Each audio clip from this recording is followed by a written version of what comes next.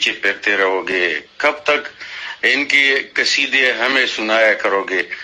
یار انہوں نے کچھ نہیں کرنا ہے.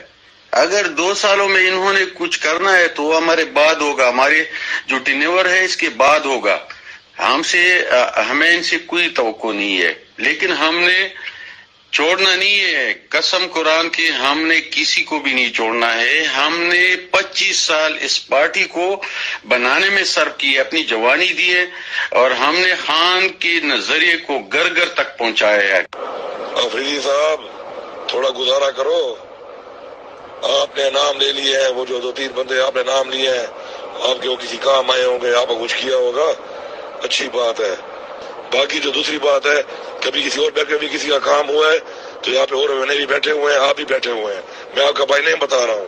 اور بیٹھ پہ کام ہے بھی آپ نے مجھے رابطہ کیا ہے تو میں نے آپ کو فوراً رسپانڈ کر کے مسئلہ حل کیا ہے آپ کا. تو تھوڑا اس طرح گزارا کرو، اس طرح چڑھ کے مت آؤ کہ جی یہ ہے تو راہ سبان ہے تو اچھا نہیں ہوگا تو برا نہیں ہوگا. اچھا برا انشاءاللہ پھر ہم بھی کر سکتے ہیں، ایسی بات نہیں ہے. اس طرح مطلب ہے تھوڑا گزارا کر کے بات کرو، اس طرح چڑھ کے مت آؤ.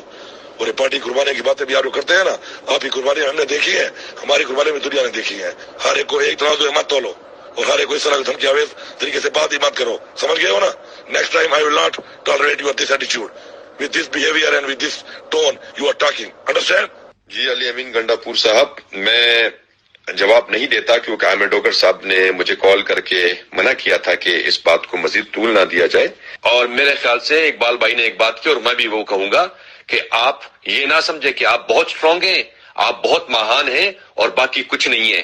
یہ جو ذہنیت ہے نا ہمارے کچھ منسٹر صاحبان کی کہ وہ ایم این اے کو کچھ سمجھتے نہیں ہیں، اس کو ختم کرنا پڑے گا.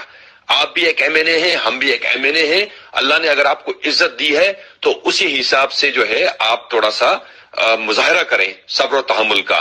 ایم این ایز جو ہیں ان کو بڑی تکالیف ہیں، پریشانیاں ہیں. آپ کو اللہ نے اگر ایک عہدہ دیا ہے تو آپ صبر سے کام لیتے ہوئے ان کو مطمئن کریں، جواب دیں.